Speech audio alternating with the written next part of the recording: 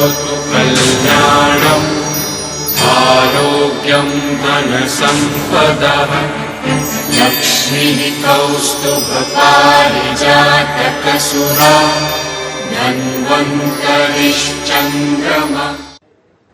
नमस्कार, आप देख रहे हैं हमारी खास पेशकश आयुष्मान भव। मैं हूं आपके साथ रेशु त्यागी। अपने इस खास कार्यक्रम में हम आयुर्वेद पद्धति और प्राकृतिक चिकित्सा के जरिए उपचार के तरीके आपको घर बैठे बताते हैं। हम आज की बातचीत का जो विषय ले रहे हैं वो है महिलाओं में बांझपन की समस्या और उसके आयुर्वेद उपचार क्या कुछ होते हैं उसको लेकर भी हम बात करेंगे। बदलते लाइफस्टाइल और खान पान पर ध्यान न देने की वजह से महिलाओं में बांझपन की जो समस्या है वो लगातार बढ़ती जा रही है। ये एक ऐसी परेशानी है जिसमें महिलाएं गर्भ धारण नहीं कर पाती हैं। बांझपन की इस परेशानी से निजात पाने के लिए कई कपल आईवीएफ क्लिनिक के चक्कर लगाते रहते हैं, लेकिन कई मामलों में काफी प्रयास के बाद भी महिला गर्भ धारण नहीं कर पाती है। डॉक्टर का कहना है कि अगर सही समय पर इस परेशानी के लक्षण पता चल जाएं, तो इलाज इसका आसानी से कराया जा सकता है। ऐसे में ये जानना बेहद जरूरी है कि बांझपन की समस्या आखिरकार होती क्यों है और इसके लक्षण क्या कुछ होते हैं। बांझपन का मुख्य लक्षण वैसे गर्भवती होने में असमर्थता है। अगर आपकी पीरियड साइकिल बहुत लंबी या फिर छोटी है और इस दौरान आपको काफी दर्द भी हो रहा है तो ये इनफर्टिलिटी का संकेत भी हो सकता है। इसके अलावा बार बार गर्भपात हो जाता है और कई ऐसे कारण होते हैं जिसकी वजह से बांझपन की जो शिकायतें हैं वो रहती हैं। तो ये थी बांझपन से जुड़ी बुनियादी जानकारी। हमारे साथ चर्चा के लिए आज बेहद खास मेहमान मौजूद हैं। हमारे साथ आयुर्वेदिक चिकित्सक डॉक्टर रुचि भारद्वाज जी हैं। बहुत बहुत स्वागत है आपका हमारे खास कार्यक्रम में। तो आप वरिष्ठ आयुर्वेदिक सलाहकार हैं और महिला स्वास्थ्य विशेषज्ञ भी हैं। सबसे पहले हम डॉक्टर रुचि भारद्वाज का परिचय आपसे करवाते हैं। डॉक्टर रुचि वरिष्ठ आयुर्वेदिक सलाहकार और महिला स्वास्थ्य विशेषज्ञ हैं। आप उम्मीद फाउंडेशन की संस्थापक भी हैं। ये संस्था महिला के स्वास्थ्य के लिए, जागरूकता के लिए लगातार काम कर रही है। आपने कई महिला स्वास्थ्य जागरूकता शिविर में योगदान भी दिया है। आपने महिला रोग से जुड़े कई क्षेत्रों में काम भी किया है, मसलन जैसे बांझपन, पीसीओडी और इसके साथ ही गर्भ धारण करने में जिन भी महिलाओं को समस्या होती है तो उसके लिए लगातार आप उन्हें सुझाव देती हैं, जानकारी देती हैं। तो आज इसी विषय को लेकर हम यहाँ पर बात करेंगे। सबसे पहले आपका स्वागत है डॉक्टर रुचि। मेरा सबसे पहला सवाल यहाँ पर यही है कि आजकल हम देखते हैं कि लाइफस्टाइल चेंज हो गया है, बच्चे बहुत ज्यादा पढ़ते हैं, ऐसे में कहीं ना कहीं शादी जो है वो भी देर से होती है। तो क्या अगर शादी लेट होती है तो ये भी एक कारण हो सकता है कि बांझपन का? डेफिनेटली रेशु जी, अगर शादी लेट होती है तो उस वजह से हम हर महिला जब पैदा होती है तो एक कुछ नंबर ऑफ एग्स को लेके पैदा होती है। जैसे मेल्स में एक प्रोसेस होता है स्पर्मेटोजेनेसिस, उनके स्पर्म्स रेगुलर बेसिस पे बनते हैं, निकलते हैं, बट महिलाओं में जो अंडे होते हैं उनकी संख्या लिमिटेड होती है। तो जब रिप्रोडक्टिव एज में उनको पीरियड स्टार्ट होते हैं, मेनार्की आती है, तब से लेके उनकी जो भी रिप्रोडक्टिव एज है, हर साइकिल में, हर मासिक धर्म के समय उनके 10 से 15 एग रिलीज होते हैं। यानी कि एक ऐसा बैंक जिसमें पैसा खर्च तो हो रहा है बट ऐड नहीं हो रहा। सो आपकी अगर सही एज में शादी हो जाए तो वो अंडे संख्या में अच्छे होंगे, प्लस में क्वालिटी में अच्छे होंगे। तो उसके लिए आपका स्ट्रेस फ्री रह के टाइम पे शादी करना बहुत जरूरी है। बिल्कुल, स्ट्रेस फ्री जो है वो सबसे ज्यादा जरूरी है कि आप बिल्कुल भी तनाव ना लें। अगर तनाव लेते हैं तो आपको भी ये समस्या हो सकती है। आपके मन में अभी अगर कोई भी सवाल है तो इसके लिए आप कॉल कर सकते हैं। लगातार आपकी टीवी स्क्रीन पर जो नंबर चल रहे हैं उन नंबर पर कॉल करें और डॉक्टर रुचि भारद्वाज हमारे साथ लगातार जुड़ी हुई हैं। आपको आयुर्वेद के जरिए यहाँ पर बताएंगी कि किस तरीके से जो बांझपन की जो समस्या है उसको आप दूर कर सकते हैं। तो अभी ये तो यहाँ पर डॉक्टर रुचि बात हुई एज को लेकर, और ऐसे कौन कौन से कारण हैं जिससे महिलाओं में बांझपन की जो समस्या है वो होती है? ऐसे बहुत से कारण हैं, जैसे कि एक रिप्रोडक्टिव एज में एंडोमेट्रियोसिस नाम की आजकल समस्या जो कि बच्चों को, अनमैरिड बच्चों को ही होने लगती है। लाइफस्टाइल डिसऑर्डर की वजह से जो उनकी एंडोमेट्रियम की लाइनिंग है वो इधर उधर ग्रो हो जाती है और बच्चों में पीरियड्स में ऐसा है नहीं है, पेन बताते हैं, बट पेरेंट्स उनको काउंसिल करते हैं कोई बात नहीं, ये होता है। उस पेन को अमूमन नॉर्मल पैरासीटामोल और कोई भी एनाल्जेसिक देकर और मेफ्टाल देकर उसको सबसाइड कर दिया जाता है, बट उसका कारण नहीं जाना जाता। वो जब प्रॉब्लम बढ़कर एक एंडोमेट्रियोसिस नाम की समस्या बच्चों में आ जाती है, तो सब ये भी कारण है। उसके बाद पीसीओडी जैसी गंभीर समस्या, वो भी लाइफस्टाइल डिसऑर्डर है। फिर ट्यूबल ब्लॉकेज, जो कि मैं अपनी प्रैक्टिस में 60% केसेस में मैरिड फीमेल्स में ट्यूबल ब्लॉकेज इनफर्टिलिटी का कारण देखती हूँ। उसके अलावा थिन एंडोमेट्रियम, लो एएमएच लेवल, ऐसे बहुत से कारण हैं जिसकी वजह से इनफर्टिलिटी होती है। अभी आपने यहाँ पर ब्लॉकेज को लेकर बात की, तो उसको भी हम यहाँ पर समझना चाहेंगे। और क्या आयुर्वेदिक इलाज इसका संभव है?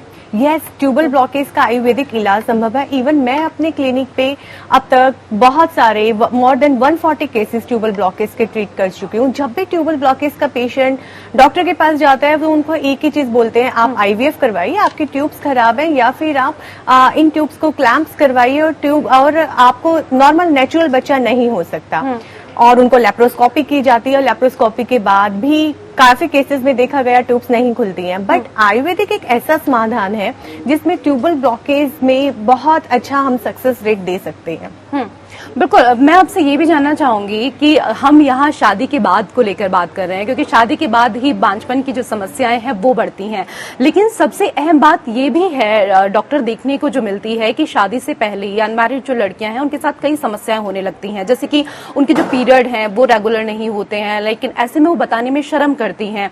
शायद अगर उसी समय पर बता दें तो आने वाले समय में, यानी कि शादी के बाद ये परेशानी ना आए, सही समय पर उनको फायदा मिल जाए, डॉक्टर से अगर संपर्क करें तो। बिल्कुल, इस तरह की अवेयरनेस बहुत जरूरी है। इवन जो मैंने अपनी उम्मीद फाउंडेशन में मैं अवेयरनेस कैंप लगा रही हूँ स्लम एरियाज में, गवर्नमेंट स्कूल्स में, रूरल एरियाज में, हम यही एडुकेट करने की कोशिश करते हैं कि अगर कोई भी इसी तरह की समस्या है, आपको पीरियड्स इरेगुलर है, या फिर पीरियड्स में बहुत ज्यादा पेन है, या फिर सफेद पानी बहुत है, व्हाइट डिस्चार्ज बहुत है, तो उसको लंबे समय तक छुपाई नहीं। पेरेंट्स को भी इस चीज में जागरूक होना चाहिए। उनका अगर बच्चा महिला बच्चा है तो उनको बार बार उसको अवेयरनेस देनी चाहिए, डॉक्टर से काउंसलिंग करवानी चाहिए, और बच्चे से भी पूछना चाहिए आपके पीरियड्स ठीक चल रहे हैं, कोई दिक्कत तो नहीं आ रही।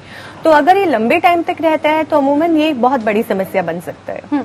एक और अहम सवाल, ऐसी कौन कौन सी चीजें हैं जिनका शादी से पहले विशेष तौर पर ख्याल रखना चाहिए ताकि शादी के बाद बांझपन की जो समस्या है वो ना हो सके? बिल्कुल, सबसे बड़ा तो आपके पीरियड्स रेगुलर होने चाहिए। जब किसी भी फीमेल के पीरियड्स रेगुलर होते हैं, आयुर्वेद में पीरियड्स को आर्तव एक वर्ड दिया गया है, अगर वो रेगुलर होते हैं तो वो मेंटली भी अपने आप को एक हैप्पीनेस, उसका अगर हम मॉडर्न साइंस की तरफ से बोले तो सेरोटोनिन हार्मोन्स भी अच्छे से रिलीज होते हैं, तो वो मेंटली भी उसकी मेंटल वेलनेस के लिए भी बहुत अच्छा, उसकी फिजिकल हेल्थ के लिए भी बहुत अच्छा है। तो पीरियड्स की रेगुलरिटी चेक करें। सेकंड, जो आजकल सबसे ज्यादा रिकरेंट रहता है यूटीआई, क्योंकि बच्चे स्कूल्स में, बाहर मॉल्स में अलग अलग तरह के मतलब जहाँ पे बहुत सार्वजनिक शौचालय यूज करते हैं, उसकी वजह से रिकरेंट यूटीआईज होते हैं, उनका ध्यान रखना चाहिए। फिर सफेद पानी की समस्या को अवॉइड नहीं करना चाहिए, उस पर भी टाइम पे डॉक्टरी इलाज और जानकारी लेनी चाहिए। बिल्कुल, तो बांझपन का आयुर्वेदिक इलाज क्या कुछ है, इसी विषय को लेकर आज हम बात कर रहे हैं। और अगर आपके मन में भी कोई भी सवाल है तो आप भी कॉल कर सकते हैं। लगातार आपके टीवी स्क्रीन पर जो नंबर चल रहे हैं उन नंबर पर कॉल करें और आप जानकारी लें। डॉक्टर साहब, ये भी बताइए, उत्तर त्रिस्ती प्रक्रिया है कि मैंने सुना है, मुझे बहुत ज्यादा पता नहीं है इसके बारे में, तो इसके बारे में हमारे तमाम जितने भी दर्शक इस कार्यक्रम को देख रहे हैं उनको बताएं, और क्या ये परेशानी वाला होता है? नहीं, उत्तर बस्ती जो प्रक्रिया है ये आयुर्वेदिक पंचकर्मा का ही एक पार्ट है। आयुर्वेद में बोलते हैं बस्ती दियो रोग गयो, बट उत्तर बस्ती क्यों कहते हैं? बिकॉज ये महिला के इंट्रा यूट्राइन पार्ट की तरफ से दी जाती है, यानी कि ऊपर वाले भाग की तरफ से, वेजाइनल ट्रैक की तरफ से हम एक मेडिसिन डालते हैं। जब महिला को जैसे ही पीरियड्स में ब्लड खत्म होता है, यानी कि ब्लीडिंग स्टॉप होती है, तो हम उस टाइम पे उसका जो सर्विक्स होता है वो थोड़ा डायलेट होता है, तो उस टाइम पे ये जनरली नहीं, ये कंपल्सरी मैरिड फीमेल्स में ही होता है, और उसमें हम नीचे से एक मेडिसिन डालते हैं। वो डिपेंड करते हैं आपको प्रॉब्लम क्या है, आपको एंडोमेट्रियम नहीं बन रही, आपकी ट्यूब्स ब्लॉकेज है। सो ये जो उत्तर बस्ती प्रक्रिया है ये ट्यूबल ब्लॉकेज में बहुत अच्छी है। साथ के साथ इसके साथ साथ आपकी यूट्राइन फंक्शनैलिटी को इम्प्रूव करती है, ट्यूब्स की फंक्शनैलिटी को इम्प्रूव करती है। और अगर अंदर की लाइनिंग बार बार नहीं बन रही, जैसे कि रिकरेंट आईवीएफ फेलर केसेस में क्या होता है, ईटी नहीं बन रही होती, पेशेंट जब हमारे पास आता है तो वो पीआरपी करवा के आता है, एंडोमेट्रियम बनने के लिए बहुत सारी हार्मोनल पिल्स खा के आता है, पैचेस लगवा के आता है, बट उत्तरवर्ती थेरेपी से एंडोमेट्रियम बनने लगती है। तो ये बहुत ही कारगर थेरेपी है। अच्छा, आपने ना कार्यक्रम की शुरुआत में ही यहाँ पर पीसीओडी को लेकर बात की, और पीसीओडी की जो समस्या है वो कई महिलाओं में देखने को मिलते हैं, वो बहुत ज्यादा परेशान रहती हैं इसकी वजह से। तो आयुर्वेदिक इलाज कितना सार्थक होता है अगर कराना चाहें तो महिलाएं? बिल्कुल, देखो पीसीओडी में हम महिला में आयुर्वेद में 3 हम बॉडी एनर्जीज को हम ठीक करते हैं, वातस, पित्तस, कफस। तो हम इसको वातस और कफस व्याधि के अंडर लेते हैं। तो हम पहले पेशेंट का कफ, वात या फिर उसके साथ साथ पित्त दोष भी इन्वॉल्व है उसको करेक्ट करते हैं, जो कि उसकी लाइफस्टाइल करेक्शन और उसकी डाइट मॉडिफिकेशन से ठीक हो जाता है। उसके बाद हम बॉडी में शोधन यानी कि डिटॉक्सिफिकेशन करते हैं। साथ के साथ मेडिसिन होती हैं जो कि हार्मोनल्स नहीं होती, और वे पेशेंट्स के अब बल्कि मेटाबॉलिज्म को परफेक्ट करके हार्मोन्स को रेगुलेट करती है यानी कि नॉर्मलाइज करती हैं। सो डेफिनेटली जो पीसीओडी है उसको हम आयुर्वेद से बहुत अच्छे से ट्रीट कर सकते हैं। एक और अहम सवाल यहाँ पर आपसे कि क्या सभी जोड़ों को परिवार नियोजन करने से पहले डॉक्टर से सलाह लेनी चाहिए? बिल्कुल, आजकल एक इवन आयुर्वेद में तो पहले से था गर्भ संस्कार, जिसमें प्री कंसेप्शन मतलब ये एक रॉयल ट्रीटमेंट माना जाता था। तो जितने भी राजा महाराजा होते थे एंशियंट टाइम में, वे कंसेप्शन से पहले अपनी बॉडी को प्रिपेयर करते थे, लाइक अभ्यंगम, स्वेदन। वे बड़े से भरे हुए, हम अगर अपने बुक्स पढ़ते हैं और अपनी संहिताएं पढ़ते हैं तो उसमें जो ट्रीटमेंट्स हैं अभ्यंगम और कुछ ऑयल्स थेरेपी और बहुत सारी ऐसी चीजें वो सब उसमें इन्वॉल्व होती है। तो उससे क्या होता है, मेल्स की स्पर्म क्वालिटी और फीमेल की ओवम क्वालिटी को हम इम्प्रूव करते हैं। सो ये जो प्री कंसेप्शन एडवाइस होती है आयुर्वेद में, और जिसको हम गर्भ संस्कार भी बोलते हैं, मतलब कि प्रिपरेशन उस बच्चे के पैदा होने से पहले ही आप अपने गर्भ की प्रिपरेशन कर लेते हैं, जिससे आपका गर्भ वैसा बनता है जैसा आप चाहते हैं।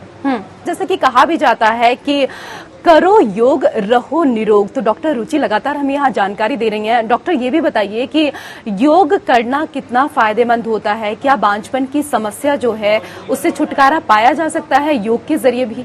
बिल्कुल, योग बहुत ही हर बीमारी को, इवन हमारे इंटरनल ऑर्गन्स को इतने अच्छे से स्टिमुलेट करता है। और जहाँ पे बांझपन में हमारा रिप्रोडक्टिव ऑर्गन पे हमारा पैल्विक बहुत ज्यादा इन्वॉल्व होता है, जैसे कि हमारी जो ओवरीज हैं वे अच्छे से, अगर हम योगा कर रहे हैं, अच्छे से ब्रीदिंग एक्सरसाइज कर रहे हैं, तो वे अच्छे से स्टिमुलेट होती हैं, अच्छा फॉलिकुलर बनाती हैं, टाइमली रप्चर होता है फॉलिकुलर। साथ के साथ अगर ट्यूब्स में नॉर्मल स्पाज्म और एडेंशंस हैं तो वो भी रिमूव होते हैं। तो योगा ना सिर्फ हमारी फिजिकल हेल्थ, इंटरनल हेल्थ, साथ के साथ मेंटल वेलनेस को भी अच्छा वो देता है। तो जब हमारी मेंटल वेलनेस अच्छी होगी तो अपने आप हमारे हार्मोन सब सुचारू रूप से सही तरीके से चलेंगे। बिल्कुल, तनाव को तो यहाँ पर दूर करता ही है। और जैसे कि कार्यक्रम की शुरुआत में भी आपने यहाँ पर तनाव को लेकर बात की थी कि अगर कोई भी महिला तनाव लेती है, स्ट्रेस लेती है, तो जो प्रजनन शक्ति है उस पर प्रभाव पड़ सकता है। इसको भी थोड़ा सा विस्तार से यहाँ पर समझना चाहेंगे। और बिल्कुल, अगर स्ट्रेस इंड्यूस भी हमारे पास इनफर्टिलिटी के केसेस आते हैं, आमतौर पे ये भी देखा जाता है कि महिला की सारी रिपोर्ट्स ठीक है बट उसको फिर भी कंसीव नहीं हो रहा। तो ऐसे केसेस में जब हम उसे बोलते हैं आप कुछ टाइम के लिए अपनी जॉब से ब्रेक ले लीजिए, या फिर अभी लास्ट टाइम में जो कोविड का टाइम गया वहां पे हमने देखा कि बहुत सारी जो भी पेशेंट इनफर्टिलिटी का ट्रीटमेंट ले रहे थे उनको आराम से बैठे हुए घर नॉर्मल प्रेगनेंसीज हो गई, क्योंकि वो घर पे अपनी फैमिली के साथ थे, उनके पास ऑफिस स्ट्रेस नहीं था, सुबह की भागदौड़ नहीं थी। ऐसा नहीं है कि सुबह की भागदौड़ और ये सब चीजें ही आपको स्ट्रेस इंड्यूस करती हैं, बट ये आपकी प्रकृति के ऊपर डिपेंड करता है। समटाइम्स हमें नहीं पता होता ये चीजें हमारे लिए स्ट्रेसफुल हो गई हैं। तो जब हम महिलाओं को सजेस्ट करते हैं आप कुछ टाइम रेस्ट कीजिए, ब्राह्मरी कीजिए, सुबह वॉक कीजिए, योगा कीजिए, तो और टाइम पे सोइए, तो उससे भी हमें बहुत अच्छे रिजल्ट्स मिले हैं। सिर्फ इतना करने से ही उन्होंने नेचुरल कंसीव कर लिया है। जी, एक और अहम सवाल, क्योंकि आजकल तो हम देखते हैं कि महिलाएं जो हैं किसी भी क्षेत्र में पीछे नहीं है, हर क्षेत्र में वो आगे हैं। ऐसे में मॉर्निंग शिफ्ट भी होती है, इवनिंग शिफ्ट भी होती है, नाइट शिफ्ट भी होती है लड़कियों की। खाना बनाने का समय नहीं मिलता तो जो भी मिला, बर्गर हो गया, पिज्जा हो गया, कुछ भी खा रहे हैं। तो क्या इस तरह का जो हम आहार ले रहे हैं उससे भी प्रजनन शक्ति पर कोई प्रभाव पड़ता है? बिल्कुल पड़ता है। अगर हम खाने में बहुत ज्यादा शुगर, बहुत ज्यादा मैदा या फिर हम बहुत ज्यादा प्रोसेस्ड फूड ले रहे हैं या रिफाइनरी आइटम्स ज्यादा ले रहे हैं, सो डेफिनेटली वो हमारी बॉडी में इंसुलिन हार्मोन को डिस्टर्ब करता है, बॉडी में इंसुलिन रेजिस्टेंस बॉडी को कर देता है, जिससे कि हमारे हार्मोन्स डिस्टर्ब होते हैं। आयुर्वेद की बात की जाए तो हमारे दोषास को एग्रीवेट करता है, पित्त दोष को बढ़ा देता है, जिससे कि एंडोमेट्रियोसिस जैसी समस्या, इरेगुलर पीरियड्स, पेनफुल पीरियड्स, ये जैसी इस टाइप की समस्या आ जाती है। सो नो डाउट कि एक हेल्दी खान पान बहुत जरूरी है आपके रिप्रोडक्टिव सिस्टम के लिए। बिल्कुल, आप इतनी अच्छी जानकारी दे रही हैं और मेरे मन में भी लगातार एक के बाद एक जो सवाल हैं वो यहाँ पर आ रहे हैं। थायराइड को लेकर भी मैं आपसे बात करना चाहूंगी, क्योंकि अगर थायराइड बढ़ जाता है तो ऐसा मैंने सुना है कि डॉक्टर्स कहते हैं कि ऐसे में कंसीव करने में भी काफी प्रॉब्लम होती है और कई बार मना भी कर देते हैं कि आप कंसीव ही ना करें। तो आयुर्वेद में थायराइड का क्या पूरी तरीके से इलाज संभव है? देखो, डिपेंड करता है पेशेंट को थायराइड किस लिए कैसे इंड्यूस हुआ है, जेनेटिक है या फिर अभी उसको जस्ट अभी पता चला है कि थायराइड है, उसके खान पान या उसके सही सेडेंटरी लाइफस्टाइल की वजह से उसे थायराइड हुआ है। अगर सिर्फ इन्हीं वजह से हुआ है तो वो टाइमली ठीक हो जाता है। और अगर उसको जेनेटिक है, इंड्यूस है, बचपन से है, समटाइम्स थायराइड को लेट ही पता चलता है। जब महिला कंसीव करना चाहती है तो ही उसे पता चलता है कि मुझे थायराइड है। तो अगर वो टाइमली आए और टाइम पे ट्रीटमेंट स्टार्ट हो तो डेफिनेटली थायराइड को हम आयुर्वेद में ठीक कर सकते हैं। इसको आयुर्वेद में इसको भी कफज व्याधि के अंडर हम लेते हैं, जिसमें हम प्रॉपर लेखन यानी कि कुछ ऐसी मेडिसिन होती हैं जो कि क्षारीय प्रॉपर्टी की होती हैं और जो थायराइड हार्मोन को नॉर्मलाइज करती है। प्लस में थायराइड में भी हम नस्यम एक थेरेपी देते हैं, जिसमें जो आपके हाइपोथैलेमस को, और आयुर्वेद की बात की जाए तो त्रिनेत्र को स्टिमुलेट करती है और वो आपके हार्मोन्स को रेगुलेट करती है, जिससे थायराइड आपका नॉर्मलाइज हो जाता है। अच्छा, थायराइड अगर किसी को नहीं है लेकिन मोटापा उसके बाद भी है, क्योंकि थायराइड तो दो तरह का होता है, लेकिन कोई महिला पहले से ही बहुत ज्यादा मोटी है, तो क्या ऐसे में भी बांझपन का शिकार हो सकती है? बिल्कुल, ओबेसिटी और मोटापे की वजह से अगेन जो मैंने पहले बताया, हमारी जो ओवरीज हैं उनके हेल्थ के ऊपर बहुत बुरा इफेक्ट पड़ता है। वे प्रॉपर स्टिमुलेट नहीं हो पाती, अच्छे से आपके अंडों का विकास नहीं होता। सो अगर मोटापा है तो आप उसको सीरियसली लीजिए, उसको अपनी फर्टिलिटी अचीव करने से पहले ही करेक्ट कीजिए। और उसके बाद अगर आपको प्रेगनेंसी रह भी जाती है विद हैवी वेट या ओबेसिटी, तो आपको डिलीवरी या 9 मंथ बच्चा कैरी करने में आपको बहुत प्रॉब्लम्स आती हैं। सो ओबेसिटी को आप नो डाउट कि उसको दूर करना पड़ेगा प्रेगनेंसी अचीव करने से पहले। जी, ये भी बताइए कि जो ब्लॉकेज को लेकर आपने यहाँ पर बात की थी, तो जो हमारी तमाम महिला दर्शक इस कार्यक्रम को देख रही हैं वो भी इसको यहाँ समझे कि इसके रीजन क्या कुछ होते हैं, किस वजह से ब्लॉकेज की समस्या होती है। ट्यूबल ब्लॉकेज, जो कि मैंने बताया कि 60% केसेस में रीजन यही होता है और इसका कोई सिम्टम नहीं होता। जनरली जब पेशेंट फर्टिलिटी नहीं अचीव कर पाता तो वो डॉक्टर्स के पास जाता है, टेस्ट करवाता है, तो उसे पता चलता है कि उसकी ट्यूब ब्लॉक है। इसमें सबसे बड़ा कारण ट्यूबरक्लोसिस है, टीबी। तो वो महिला के यूट्रस पे इफेक्ट कर देती है और उसकी वजह से ट्यूब ब्लॉक हो जाती है। सेकंड जो मैंने बताया, एंडोमेट्रियोसिस की समस्या, जब बच्चियां अपना रूल आउट नहीं कर पाती, हमें पीरियड्स में इतना असहनीय पेन है और उसको कैरी किए हुए बहुत सालों तक चलती हैं, उसकी वजह से भी ट्यूब ब्लॉक हो जाती है। Third, PID, pelvic inflammatory disease, यानी कि आपको बार बार रिकरेंट इन्फेक्शन हुए और आपने उसको अवॉइड किया है, उसकी वजह से भी आपकी ट्यूब्स ब्लॉक हो जाती हैं। जी, एंड मैं 1 मिनट आपको रोकना चाहूंगी क्योंकि हमारे साथ फोन लाइन पर राजेंद्र कौर जमशेदपुर से जुड़ी हुई हैं। क्या कुछ आपका सवाल, क्या पूछना चाहती हैं आप? एक्चुअली मैं पूछना चाहती हूँ, मैं डॉक्टर से ट्रीटमेंट ले रही थी। जी, सवाल करें आप अपना। एक्चुअली ना मैं मतलब ट्रीटमेंट ले रही थी डॉक्टर से। हाँ। तो बट मेरे को ना मतलब खा रही हूँ मैं दवाई वगैरह, तो मेरे को उससे कोई फर्क नहीं पड़ रहा। 2 मंथ्स हो गए हैं मेरे को, और तो उसकी वजह से मेरे को मतलब कुछ भी नहीं है, फर्क नहीं पड़ रहा, सिर्फ दवाइयाँ खा रही हूँ मैं। और मेरी रिपोर्ट्स है जो, उसमें पीडीएफ वगैरह निकला है, तो उसमें कुछ है क्या उसका? चलिए, आप अपने टीवी की वॉल्यूम सबसे पहले तो कम कर दीजिए और उसके बाद जवाब सुनिए। मुझे एक तो आपका क्वेश्चन क्लियर नहीं हुआ। आप ट्रीटमेंट ले रहे हैं, आप किस चीज का ट्रीटमेंट ले रहे हैं? आपको डॉक्टर ने क्या समस्या बताई आपके बांझपन की, यानी कि इनफर्टिलिटी किस रीजन से है? अगर आप मुझे यहाँ पे क्लियर कर पाएंगे तो मैं आपको आंसर अच्छे से दे पाऊंगी। मैम एक्चुअली ना मैं डॉक्टर से यहाँ पे, हमारे यहाँ पे डॉक्टर है जमशेदपुर पे, तो मेरे घर मतलब जो होते ससुराल वाले, उन्होंने मेरे को बोला था कि हमारी मैरिड को 1-1.5 साल हो गया है, तो बेबी के लिए कर रहे हैं, तो मतलब आ नहीं रहा है कुछ भी। ओके। मतलब बहुत टेस्ट भी किए हैं, तो उसमें भी मतलब कुल मिला के निकला हुआ आपको आया। कंसीव करने में प्रॉब्लम हो रही है राजेंद्र कौर जी? हाँ जी। अच्छा, आप एक तो एमएच लेवल होता है, यानी कि आपकी एंट्री म्यूनरल हार्मोन आपकी एग क्वालिटी को जो बताता है, आप वो टेस्ट करवाइए। उसके साथ साथ आपकी ट्यूब्स का टेस्ट, HSG टेस्ट, हिस्टेरोसेल्फिनोग्राफी, उस टेस्ट को के साथ आप गो थ्रू होके अपनी आप रिपोर्ट्स हमसे शेयर कीजिए। डेफिनेटली जब तक रिपोर्ट्स नहीं आएंगी, आई कांट से ये इनफर्टिलिटी किस वजह से है। तो अपनी रिपोर्ट कैसे दूं, मतलब फोन पे, व्हाट्सएप पे? हाँ, आप व्हाट्सएप पे सेंड कर सकती हैं। मैम का नंबर हम आपको सेंड कर देंगे। बहुत बहुत शुक्रिया हमसे बातचीत करने के लिए। अच्छा, हम आपसे भी जानना चाहेंगे डॉक्टर रुचि कि कोई सुझाव जो आप बांझपन पीड़ित महिलाओं को यहाँ पर देना चाहेंगे? यस, ये आजकल के एक सोशल प्रेशर में ये एक बहुत जरूरी बात आपने पूछी कि जितनी फीमेल्स आती हैं इनफर्टिलिटी की, वे एक सामाजिक दबाव में ज्यादा होती हैं, और उस दबाव की वजह से, सोशल प्रेशर की वजह से भी वो अपनी फर्टिलिटी अचीव नहीं कर पाती। इवन मेरे पास ऐसे तक केसेस आए हैं कि फीमेल्स बोल रही हैं कि मैम हमें 15 साल हो गए, 16 साल हो गए, रूरल एरिया की फीमेल है, हमारे हस्बैंड दूसरी शादी के लिए कह रहे हैं, अगर मुझे बेबी नहीं हुआ तो मैं कहाँ जाऊंगी, मैं IVF फेलर भी हूँ। सो मैं समाज के लोगों से ये एक रिक्वेस्ट करना चाहूंगी कि जो भी इनफर्टिलिटी पेशेंट आपके आसपास है, प्लीज आप उन पे दबाव ना बनाएं कि आपको बच्चा कब होगा, क्यों नहीं हो रहा, आप कहाँ से इलाज ले रहे हैं, आप वहां से इलाज ले लीजिए। हर कपल को पता है हमने शादी की है तो बच्चा करना है, कब करना है, कैसे, कहाँ पे इलाज लेना है, वो अपने आप ढूंढ लेता है। द सेकेंड चीज की उसको बच्चा क्यों नहीं हो रहा, उस चीज की आप अपने अंदर इतना जिज्ञासा मत लाइए कि आप बार बार उससे जाके पूछें। तो ये सोशल प्रेशर भी, अपने आप को प्रूफ करना भी कि हाँ बच्चा मुझे करना है, ये प्रूफ करना है कि हाँ मैं बहुत ही, मेरा शरीर ठीक है या मैं बच्चा दे पाई हूँ, ये एक फीमेल को फर्टिलिटी बूस्ट नहीं करने देता।